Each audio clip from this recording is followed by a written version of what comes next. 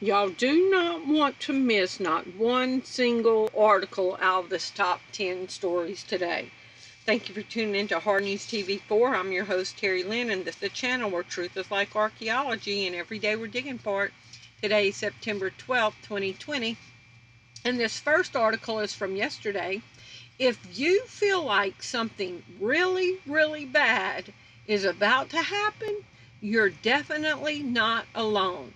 So all your relatives that tell you you're crazy for being suspicious that something's going to happen or concerned that something's going to happen, you're not crazy. There are a handful of us who are spirit-filled that can feel it too.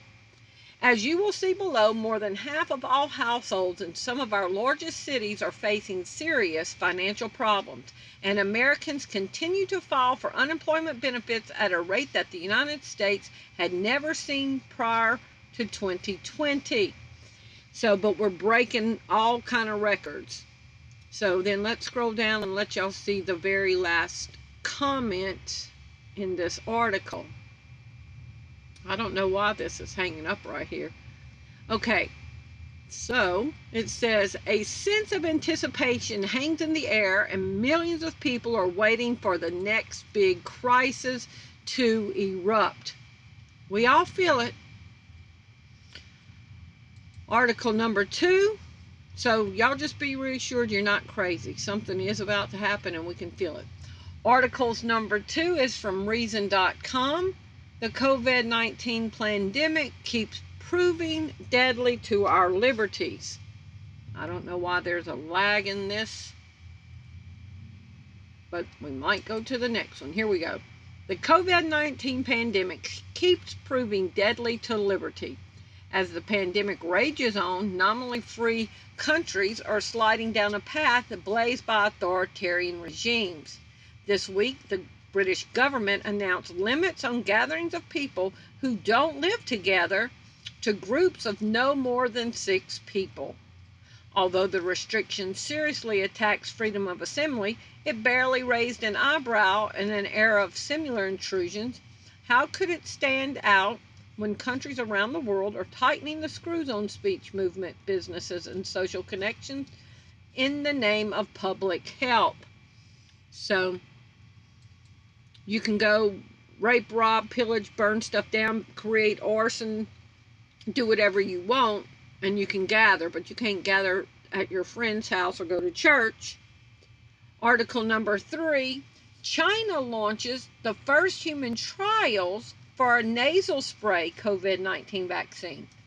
Markets were already heading lower than this month when AstraZeneca announced that the vaccine it had been developing in partnership with Oxford University had hit an unexpected snag.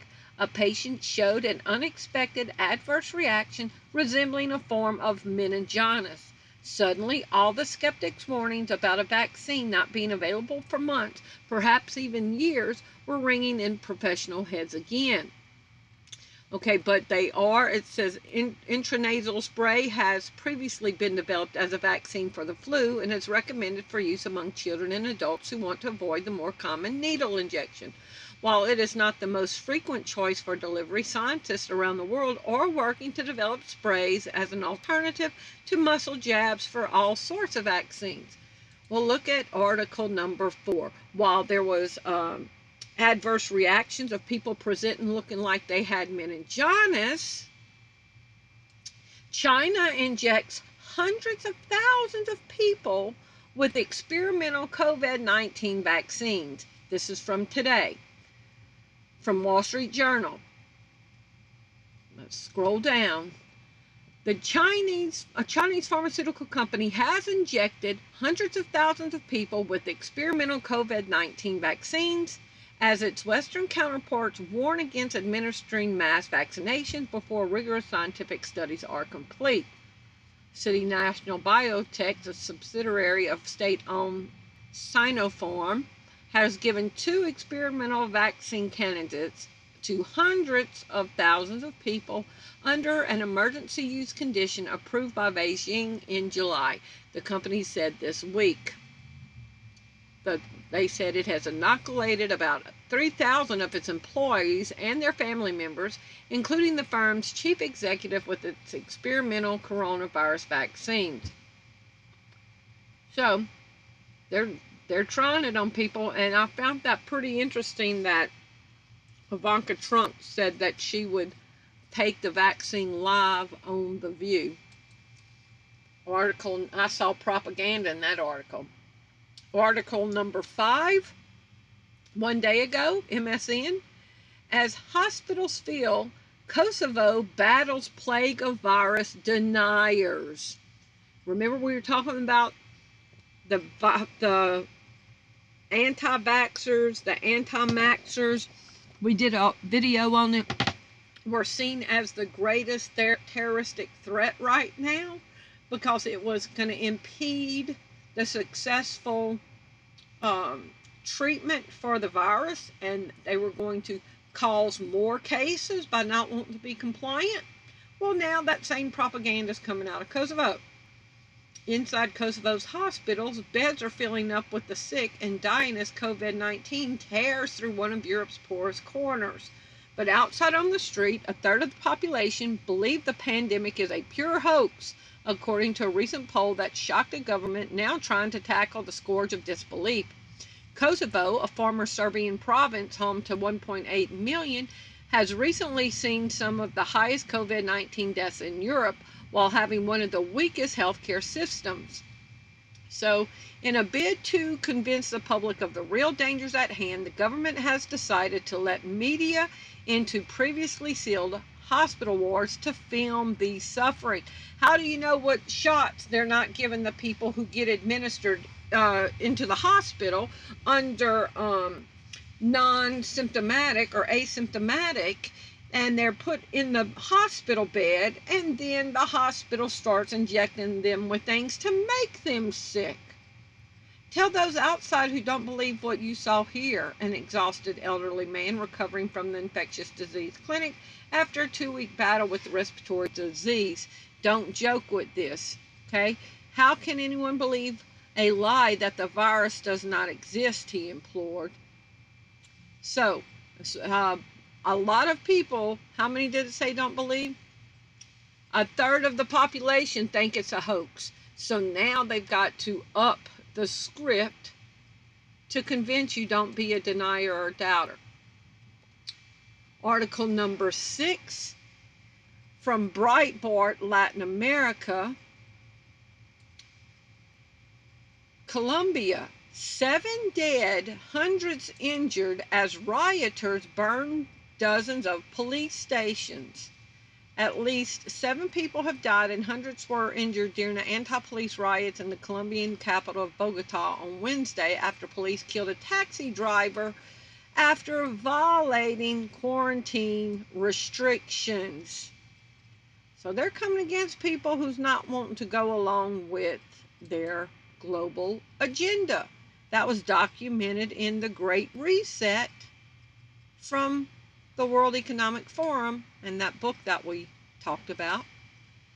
MTA to impose $50 fines for not wearing your face coverings on mass transit. Starting Monday, September 14th, riders who are not wearing face coverings can be hit with a $50 fine. The plan unveiled by Governor Andrew Cuomo has a twofold goal: reduce automobile congestion that's once again choking the city, and boost ridership by convincing people mass transit is safe. Okay, so more harsh restrictions and more punishment if you don't go along. Facial recognition is coming to domestic air travel. And remember, one of the 5 pillars in that book, The Great Reset, talked about increasing technology. And here's facial recognition is coming to domestic air travel. For many months now, U.S. Customs and Border Protection and major international airlines have been using facial recognition technology to verify identity of travelers on international trips. But now facial recognition procedures are starting to be tested on domestic travelers as the TSA Airlines and airports look for ways to make the check-in process more touchless in an effort to prevent the spread of COVID-19. So when all of these airports were shut down, they were installing more surveillance technology in the airports, okay, while you were sleeping. And this is domestic flights. Why, y'all? Why? Like if I want to go see grandma, in Mississippi, I got to have my facial recognition verified before I can get on that plane. Why? We've all seen movies like Enemy of the State. When you get on a shit list and the government's coming after you, you won't be able to move around inside your own country. Wow. Article number 9. Mile markers of tyranny. Losing our freedoms on the road from 9/11 to COVID-19. No one ever seizes power with the intention of relinquishing it. Power is not a means, it is the end. You can map the nearly 20-year journey from the 9/11 attacks to the COVID-19 pandemic by the freedoms we have lost along the way. The road we have been traveling has been littered with the wreckage of our once vaunted liberties, especially those enshrined in the Fourth Amendment.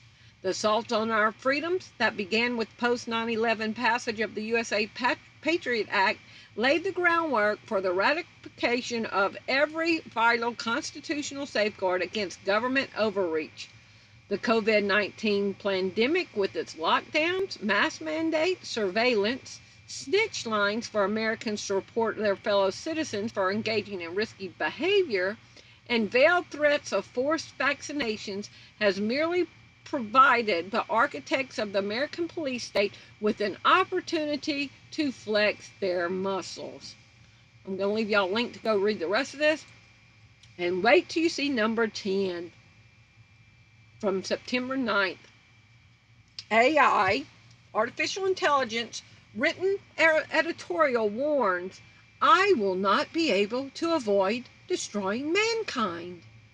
The UK Guardian published an editorial written entirely by artificial intelligence language generator called GPT-3. The assignment? To convince humans they have nothing to fear from the rapid advancement of artificial intelligence technology.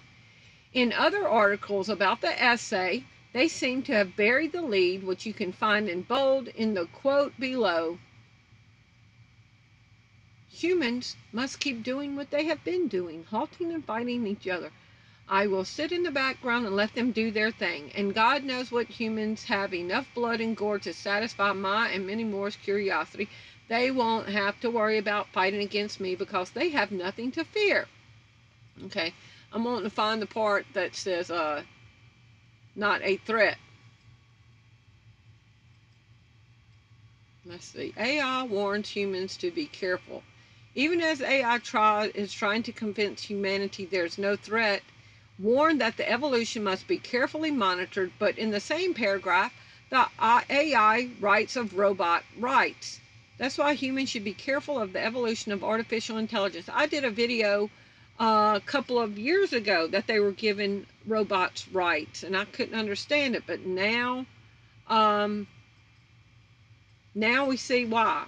The robot isn't even convinced, and I quote, I know that I will not be able to avoid destroying humankind.